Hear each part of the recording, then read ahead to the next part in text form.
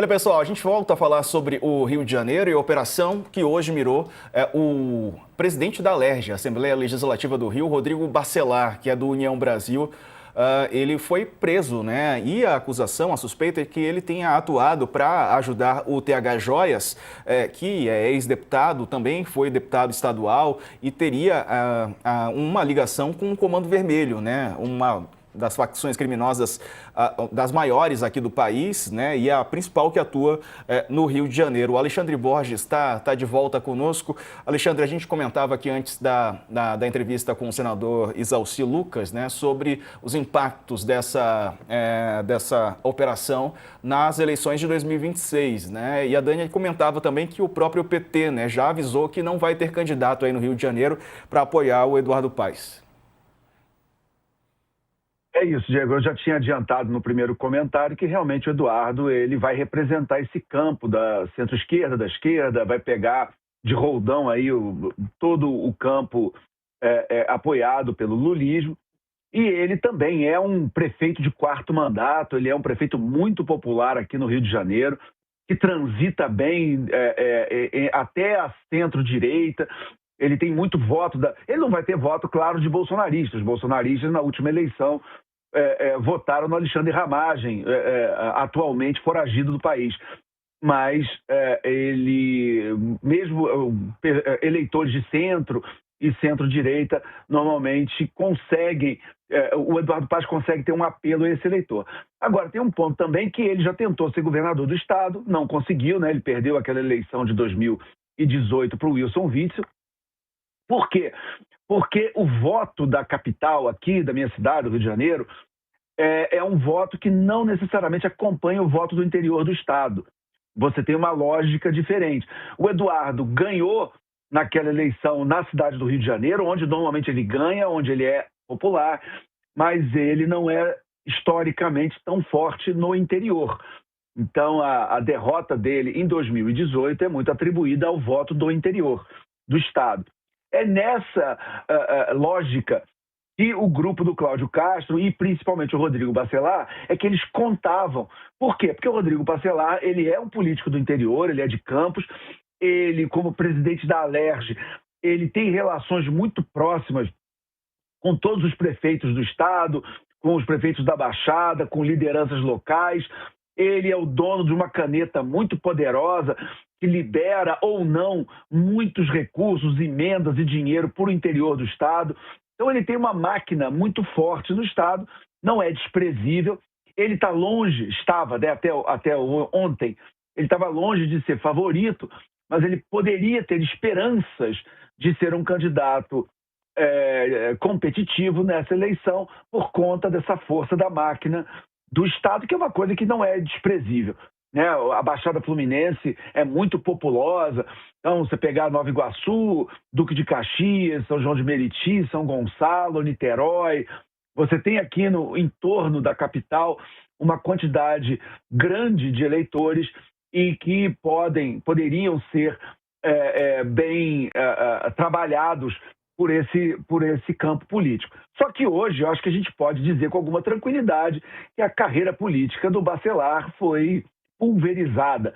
A gente não vê sobrando muita coisa, porque ele foi gravado e as gravações saíram para a imprensa junto com a prisão, né? Quer dizer, a conversa dele com o TH Joias, a relação que ele tinha com o TH Joias. Então, isso é uma coisa que não dá para negar, né? Quer dizer, você tem aí imagens, você tem provas vazadas. Então, claro que ele tem direito à defesa, como todo mundo, mas politicamente sobra muito pouco do capital político dele. Então, isso, Diego, cria uma situação de um vazio muito grande em praticamente todo o espaço que vai da centro-direita à direita no Rio de Janeiro e deixa o Eduardo Paes numa posição muito confortável. O Eduardo Paes nunca esteve tão próximo de conquistar o governo do estado como está hoje. Agora, evidentemente, falta um ano para a eleição, muita coisa para acontecer. Ontem, ninguém previa que isso ia acontecer hoje. A política é muito dinâmica, né? Hoje é um dia do Eduardo, ele poderia fazer aquelas postagens dos bolsonaristas, né? Grande dia, Deus Vult e tal, que hoje foi um grande dia para ele. mas isso não quer dizer que vai ser um grande dia amanhã, depois, ou esse um ano que falta até a eleição, ou pelo menos até abril, né, quando tem que ter descompatibilização, quando a gente vai saber exatamente qual vai ser o destino do Cláudio Castro. Então tem ainda muita coisa para acontecer. O Flávio Bolsonaro, por exemplo, ele é sempre lembrado como um nome para disputar o governo do Estado, e ele não definiu qual é o caminho dele, se é Senado, se o caminho dele é Senado, se o caminho dele é disputar a própria presidência da República. Então é uma grande incógnita. Se o Flávio Bolsonaro, por exemplo, resolve entrar na disputa para o governo do Estado, ele pode ser um candidato competitivo, evidentemente. Então tem muita coisa para acontecer ainda. Quem falou aí? Foi a Alexa? Foi a Siri? Foi quem? Foi a Alexa. Alexa. Quando dá 6 horas da tarde certinho, quando dá 6 horas da tarde certinho, ela fala. E eu esqueci disso. Então deu 6 horas, ela... Então, vocês estavam hoje com o Alex e com a Alexa. E se você está perdido no tempo, são 6 horas. A Alexa nos avisando aqui. Piada de tiozão temos, né? Você vê que aqui a gente entrega tudo. Claro. A gente entrega tudo. Vamos chamar o Rubem Berta, nosso repórter lá no Rio de Janeiro, né? Ele tem mais informações sobre essa operação e também sobre as consequências dela, né, Berta? Bem-vindo, uma boa noite para você. Olá, boa noite a todos, tudo bem? Tudo ótimo. Enfim, quando viu essa notícia aí da prisão do Bacelar, a gente já fica se perguntando por quê, né? Porque, enfim, teriam tantas possibilidades, né? Então a gente fala, foi por causa do TH Joias, mas, enfim, havia aí uma gama de possibilidades, né?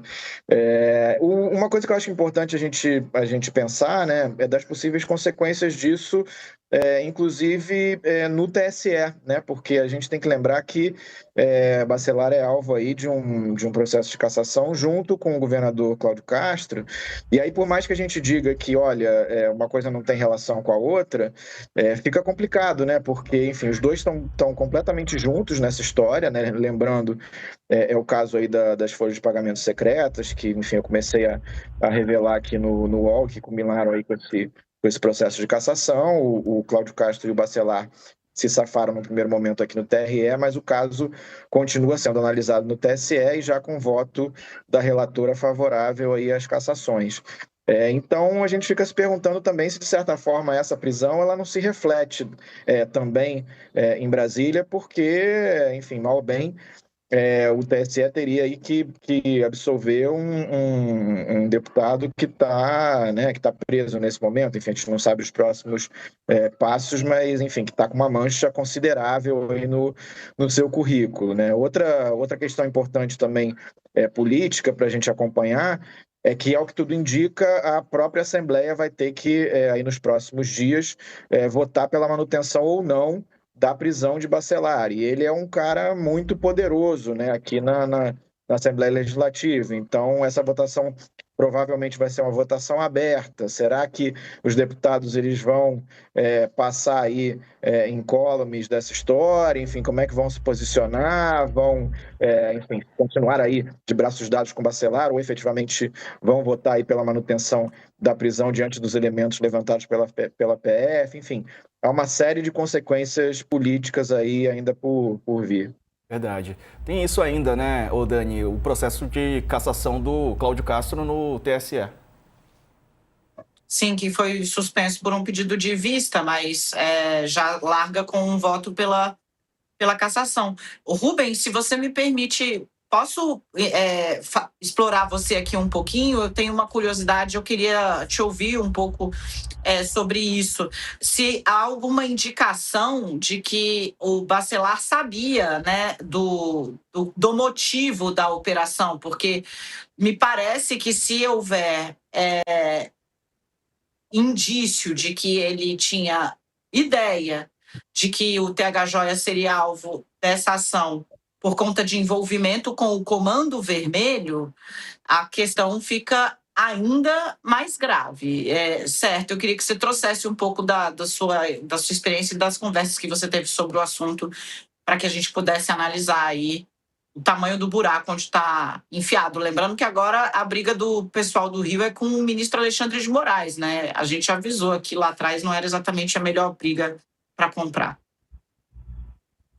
Nesse momento não está muito claro, mas enfim, eu acho que não vai ter como se dissociar uma coisa da outra, né? Assim, está absolutamente pavimentado aí essa ligação do TH, e se eles tinham uma ligação tão próxima, né? Ao que parece, enfim, o Bacelar figurava ali como uma figura de destaque no celular do TH Joyce, por exemplo, né? Tava lá o nome dele entre os principais ali a serem acionados. Então, me parece que quem tem uma relação tão próxima não tem como não saber desse envolvimento aí do aliado com o Comando Vermelho. Então, ao que tudo indica, realmente isso deve se comprovar aí mais para frente. Tem um fato curioso também, né, que o TH chamava o Bacelar de 01, né, nas mensagens trocadas. Exatamente. O que 01, né, que teoricamente seria o chefe, né, alguma coisa nesse sentido, né, pelo menos é assim que é conhecido popularmente, né, é usado assim, né, Huberto? Exatamente, não, exatamente. Tudo demonstra aí uma relação bastante próxima, não é algo que seja trivial, não. Verdade. Alexandre, e essas investigações podem, né, revelar ainda mais, né? Quer dizer, o que já era chocante pode ser ainda mais. Eu acho que esse é um ponto importante, Diego, da gente ressaltar, que a Alerj é quase um mundo à parte, né? A Alerj, as coisas não são tão claras assim, se pegou alguém da direita, a esquerda vai comemorar, se pegou alguém da esquerda, a direita vai comemorar. Só basta, por exemplo, lembrar do André Siciliano, que transitava muito bem nos dois lados. Então, o que eu conversei hoje com alguns políticos ao longo do dia, todo mundo muito assustado com essa prisão, mas também muita gente dizendo, olha, o fio que está sendo puxado está só começando a ser puxado. Então, é claro que pode respingar no Cláudio Castro, não há dúvida, mas em quem vai respingar, a gente ainda está para ver. Pode respingar em muita gente, porque as relações na Alerj são não são apenas essa coisa de quem apoia, quem não apoia, quem está de um lado, quem está do outro. Você tem relações muito intrincadas aí de todos os lados e talvez ainda tenha muita coisa para acontecer e muita gente para aparecer aí nesse escândalo, Diego.